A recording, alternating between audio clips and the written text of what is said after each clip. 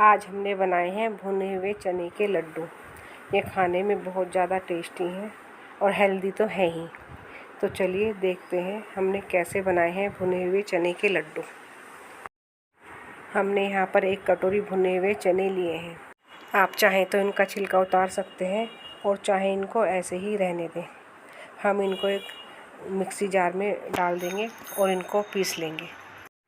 आप सभी जानते हैं कि भुने हुए चने शरीर के लिए कितने फ़ायदेमंद होते हैं। अब हम एक थाली लेंगे और जो हमने भुने हुए चने को पीसा था उसको छलनी से छान लेंगे। इससे जो चनों में छिलके थे वो छलनी में ऊपर ही रह जाएंगे और हमारा सत्तू बनकर तैयार हो जाएगा। हमने इसको अच्छे से छान लिया है। अब हम एक कढ़ाई गैस पर चढ़ाएंगे।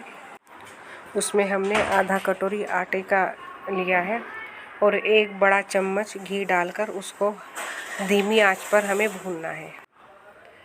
आटे को हमें धीमी आंच पर लगातार चलाते हुए भूनना है। आप चाहे तो आटे को स्किप भी कर सकते हैं। इन लड्डुओं में मैंने ज़्यादा घी का यूज़ नहीं किया है। आधा कटोरी घी और 2 चम्मच मलाई से मैंने इन लड्डुओं को बनाया है और ये लड्डू लगभग 1 किलो से ज़्यादा बनकर तैयार हुए हैं। हमारा आटा अच्छे से भुन गया है और उसमें हल्की सी खुशबू भी आने लगी है। मैं आपको इसे पास से दिखाती हूँ।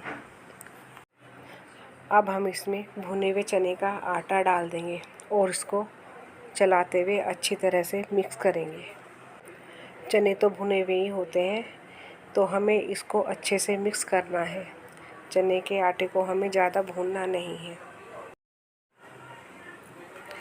अब मैं इसमें 2 चम्मच देसी घी के और डाल दूंगी और इसको अच्छे से चलाते हुए हमें फिर से मिक्स करना है, जिससे हमारा घी सारे आटे में अच्छी तरह से मिक्स हो जाए।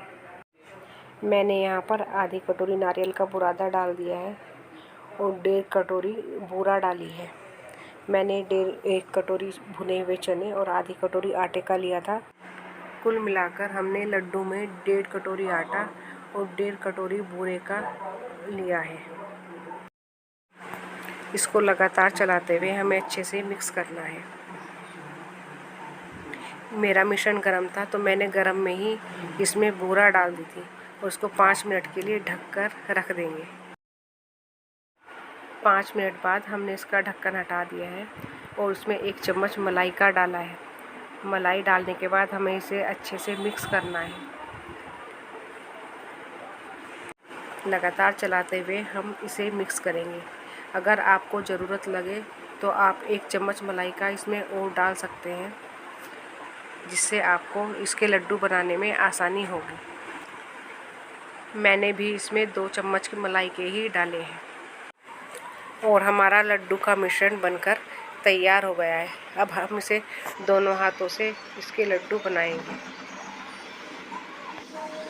इसी तरह से हमें सारे लड्डू बनाकर तैयार करने हैं। आप इसे कोई भी शेप दे सकते हैं।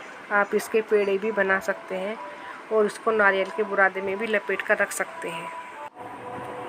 हमारे लड्डू बनकर तैयार हैं।